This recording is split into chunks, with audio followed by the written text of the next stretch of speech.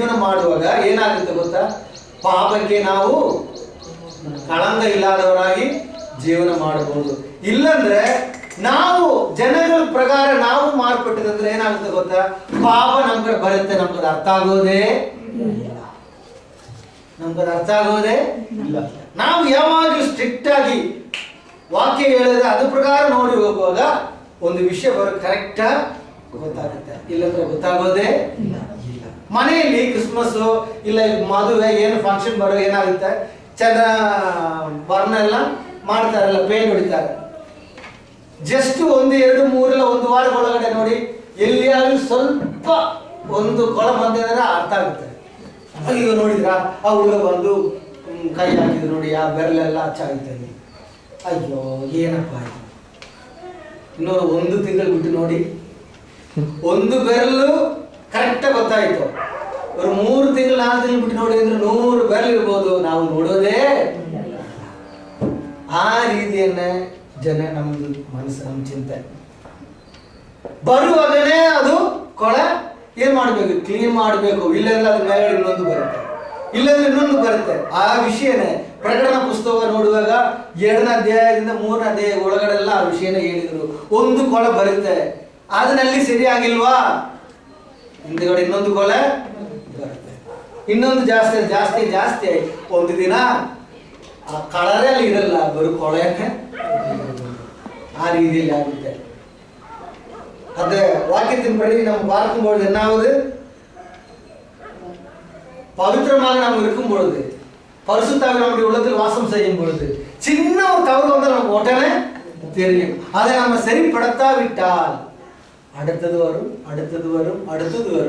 கடைசியில் நாம் பாபத்துக்குள் நிற்போம், பரிசுத்தம் நம்ம விட்டு தூரம் போயிருக்கோம். ஆனால் நம்ம சிந்தனை நாம் பரிசுத்தமா இருக்கிறோம் என்ற சிந்தனைக்குள்ள நம்ம இருப்போம். ஆனால் நம்ம நிற்கிறது பாபத்துக்குள்ளே இருக்கும். இதெல்லாம் அந்த பிரகடனை வாசிக்கும் போது, வெளிப்பாடு புஸ்தகம் வாசிக்கும் போது கிளீனாக புரியும் நாம் எங்க நிற்போம், அது எங்க போயிடுச்சு. ஆனா விசுவாசத்தின் வசனம் கம்மியும் இருக்காது, அப்படிதான் இருக்கும். வாழ்க்கையில் விடுதலையே இருக்கு. எப்படி விடுதலை வரும்? வாழ்க்கையில் சந்தோஷமா இருக்கு, அது எப்படி நடக்கும்? வெறும் வாயில தான் விசுவாசமும், வாயில தான் பாட்டு, வாயில தான் வசனங்கள். அது உள்ளத்தில் இல்லாவிட்டால் வாழ்க்கையில கொஞ்சம் கூட வித்தியாசமே இருக்காது, அதே போயிட்டே இருக்கும்.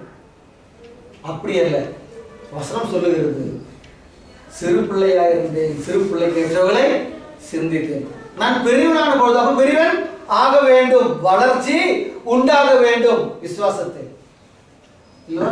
ಚಿಕ್ಕ ಹುಡುಗಿ ಇರುವಾಗ ಆ ರೀತಿಯಲ್ಲಿ ನಾನು ವಿಶ್ವಾಸ ಇಡ್ತೀನಿ, ಯೋಚನೆ ಮಾಡೋದಾಯ್ತು. ಆಗ ಈಗ ನಾನು ದೊಡ್ಡವನಾಯಿತು, ಚಿಕ್ಕ ವಿಷಯಗಳೆಲ್ಲ ಬಿಡಬೇಕು. ಆಗ ದೊಡ್ಡವನಂದ್ರೆ ನಾವು ಬೆಳವಣಿಗೆಯಲ್ಲಿ ಬರಬೇಕು. ಬೆಳವಣಿಗೆ ಬರಬೇಕೆಂದ್ರೆ ಹೃದಯದಲ್ಲಿ ನಾವು ಓದುವ ವಾಕ್ಯ ಬಗ್ಗೆ, ಕೇಳುವ ವಾಕ್ಯ ಬಗ್ಗೆ, ಹಾಡುವ ಹಾಡು ಬಗ್ಗೆ ಒಂದು ಚಿಂತೆ ನಮಗೆ ಇರಬೇಕು. ವಿಶ್ವಾಸ ಚಿಂತೆ ಹಾಡೆಲ್ಲ ಚರ್ಚ್ನಲ್ಲಿ ಬರುವಾಗ ಮಾತ್ರ, ಅದು ಬಿಟ್ಟು ಹೋಗಿದ್ರೆ ವಿಷಯನೇ ಇಲ್ಲ. ಮತ್ತೆ ಚಿಂತೆ ಯಾವಾಗ ಬರುವುದು? ನೆಕ್ಸ್ಟ್ ವಾರ ಚರ್ಚಿಗೆ ಹೋಗುವಾಗ. ಇಲ್ಲಂದ್ರೆ ಚಿಂತೆನೇ ಬರಲ್ಲ, ಆ ಥರ ಇಲ್ಲ. ಯಾವಾಗಲೂ ಅವ್ರ ಚಿಂತೆಯಲ್ಲಿ ಇರಬೇಕಾಯ್ತು. ಆವಾಗ ನೋಡಿ ನಾವು ಕಬಡ ಇಲ್ಲದ ಜೀವನ ನಾವು ಮಾಡಬಹುದು. ಇನ್ನೊಂದು ಯಾಕೆಂದ್ರೆ ನಮ್ಮ மனசாட்சி நமக்கு சாட்சி கொடுக்கும், நம்முடைய மனசாட்சி நமக்கு சாட்சி கொடுக்கும் என்றுதான் அந்த வசனம் அங்கு சொல்லுகிறது. இன்னொரு வசனம் சங்கீதம் 116 அதிகாரம் 6வது வசனம், ಕೀರ್ತನೆಗಳು 116 6ನೇ ವಾಕ್ಯ. ಸಂಗೀதம் 116 6வது வசனம். கர்த்தர் கபடற்றவர்களை காக்கிறார். கர்த்தர் யாரை காக்கிறார்? கபடற்றவர்களை காக்கிறார். நான் மெலிந்து போனேன், அவர் என்னை ரட்சித்தார். அப்ப பாருங்க, கர்த்தர் காக்கிறது யாரை? கபடற்றவரை காக்கிறார். இப்படி நான் கபடற்றவனாக இந்த உலகத்தில் வாழும் பொழுது நான் என்ன ஆயிட்டேன்? மெலிந்து போனேன். ஏன்? கபடு செய்கிறவர்கள் என்னை மேற்கொண்டு இருக்கிறார்கள். நானும் தேவனே சொல்லிட்டு இருக்கிறேன். ஆனா கடைசியில விஷயம் என்னாச்சு? கர்த்தர் என்னை ரட்சித்தார் என்றால் அதுக்கு அர்த்தம் என்ன? அவர்களுடைய எது என்ன? என்னை ஜெயிச்சிருந்தவங்களுடைய கபடி செய்கிறவங்களுடைய கதி என்ன? அதோ கதிக்குள்ள போயிட்டாங்க. அப்ப கபடிக்குள் நாம் வாழும்போது கொஞ்சம் கஷ்டம் இல்லாம நல்லபடியா வாழ்ற சிந்தனை நமக்குள் வரும். ஏன்? கபடியில் அநேகர் நல்லபடியா வாழ்கிறார்கள். கபடற்ற நமக்கு மெலிந்த வாழ்க்கை. புரியுதுங்களா? நமக்கு என்ன வாழ்க்கை? மெலிந்த ஒரு வாழ்க்கை. ஆனால் என்றைக்குமே இல்லை, ஒரு நாள் தேவன் என்னை அவர்கள் முன்னாடி ரட்சிப்பார்.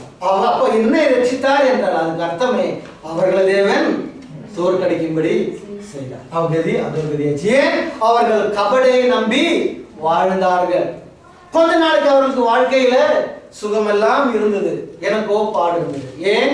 நான் உண்மைக்காக நிக்கிறதுனால எனக்கு பாடு. அதுதான் அந்த சங்கீதக்காரன் சொல்லுகிறார். ஆனால் கவலைப்பட வேண்டிய அவசியம் இல்லை. திடன் கொள்ளுங்கள். கர்த்தர் சொன்னார்ல, என்னை விசுவாசிக்கிறவர்களுக்கு உலகத்தில் என்ன உண்டு? உபத்திரவம் உண்டு. ஏன் உபத்திரவம்? நாம் கபடி இல்லாமல் வாழ்கிறதுனால, நாம் கர்த்தரை சார்ந்து ஜீவிக்கிறதுனால நமக்கு உபத்திரவம் உண்டு. ஆனால் என்ன சொல்றார்? கவலைப்படாதீர்கள், உலகத்தை. அப்ப அவங்களால ஜெயிக்க முடியாது, உங்களால ஜெயிக்க முடியும். தைரியமா இருக்கு. அது ஒரே நாள் நடக்கிற விஷயம் அல்ல. நம்ம ஒலிம்பிக்லயோ மற்ற கேம்ஸ்லயோ அந்த கோல்டு மெடல் வாங்கும் போது ரொம்ப சந்தோஷம். ஐயோ, இந்தியாவுக்கு கோல்டு மெடல் இல்லைன்னா அது இல்லை. ஆனால் அந்த மெடல் வாங்குறதுக்கு அந்த அத்லெட், அந்த ஆட்டக்காரன் எத்தனை வருஷம் அவன் ட்ரைனிங் எடுத்திருக்கிறான். சிலவர்கள் சில சாப்பாடு சாப்பிடக்கூடாது, பாடி குண்டாகக்கூடாது, எக்ஸசைஸ் அந்த மாதிரி பண்ணணும், நல்லா தூங்கக்கூடாது, 4 மணிக்கு எழுந்திருக்கணும், 20 கிலோமீட்டர் ஓடணும், வரணும், போட்டு டைட் ட்ரைனிங் கொடுத்த பிறகு அந்த மெடல் கிடைக்கிது. ஆனால் அதே நேரத்தில் அவர்கள் ஓடும் பொழுது நம்ம எல்லாம் தூங்கணும். அவர்கள் சிலதெல்லாம் சாப்பிடாம இருக்கிற நம்ம நல்லா வயிறு ரொப்பி இஷ்டத்துக்கு சாப்பிட்டோம். ஆனால் மெடல் கிடைச்சதா நமக்கு? அவனுக்கு ஒரு தான் மெடல் கிடைச்சது. அதே போலதான் விசுவாச வாழ்க்கையில் கபடற்று வாழும் பொழுது அநேக பாடுகளுக்கு நாம் மெலிந்து போவோம். ஆனால் தேவன் நம்மை ரட்சிப்பார். அவர்கள் கபடல் வாழும் பொழுது கண் பார்வைக்கு நல்லாக வரலாம். தேவன் என்னை ரட்சித்தார் என்ற வார்த்தைக்கு அர்த்தம் தேவன் அவர்களை கைவிட்டார். ஏன்? கபடுக்குள் வாழ்ந்தார். அப்ப கபடற்ற வாழ்க்கையை நாம் வாழ வேண்டும் என்றால் தேவனை சார்ந்த வாழ்க்கை. அப்பதான் நாம கபடற்று வாழ முடியும்.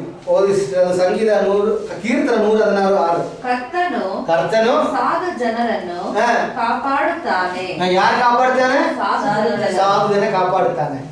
ನಾನು ಕೂಗಿದನಾದ ನನಗೆ ಸಹಾಯ ಮಾಡಿದನು. ನನಗೆ ಸಹಾಯ ಮಾಡಿದ. ಅರ್ಥ ಆಯ್ತಾ? குக்கிதானன்ற தகிர் கொடுப்பது, அதான் மெலிந்திருக்கும் பொழுது. புரியுதுங்களா? மெலிந்திருக்கும் பொழுது தேவன் நம்மை காப்பாற்றுகிறார். தேவன் நம்ம காப்பாற்றுட்டாங்க. அதனாலதான் வசனம் சொல்லுகிறார். ಅದಕ್ಕೆ ವಾಕ್ಯದಲ್ಲಿ ಹೇಳಿದ್ದಾರೆ, ತಾನಾಗಿ ತಗ್ಗಿಸಿಕೊಳ್ಳುವನು ಏನು ಮಾಡ್ತಾ ಇರ್ತಾರೆ? ಹೆಚ್ಚಿಸಲ್ಪಡ್ತಾನೆ. ಅರ್ಥ ಆಗುತ್ತಾ? ಆಗ ತಾನಾಗಿ ಹೆಚ್ಚಲ್ಪಡುವನು ಏನಾಗುತ್ತೆ? ಹೆಚ್ಚಿಸಲ್ಪಡುವನು ಆಟೋಮೇಟಿಕ್ ಕೆಳಗಡೆ ಹೋಗ್ತಾನೆ, ತಗ್ಗಿಸ್ತಾನೆ. ದೇವರು ಮಾಡ್ತಾರೆ ವಿಷಯ. ಅದು ಒಂದು ದಿನದಲ್ಲಿ ಆಗುವ ವಿಷಯ ಅಲ್ಲ. ಅದಕ್ಕೆ ನಾ ಹೇಳಿದ್ರು, ಈ ಒಲಿಂಪಿಕ್ನಲ್ಲಿ ಮೆಡಲ್ ಸಿಕ್ಕುವಾಗ ಎಲ್ಲಾರು ತುಂಬಾ ಸಂತೋಷ. ಆಗ ಆ ವ್ಯಕ್ತಿ ಮೆಡಲ್ ಸಿಗ್ಬೇಕೆಂದ್ರೆ ಎಷ್ಟು ಟ್ರೈನಿಂಗ್ ಮಾಡಿದ್ದಾರೆ ಅದು ನಮ್ಗೆಲ್ಲರಿಗೂ ಯೋಚನೆ ಮಾಡಬೇಕು.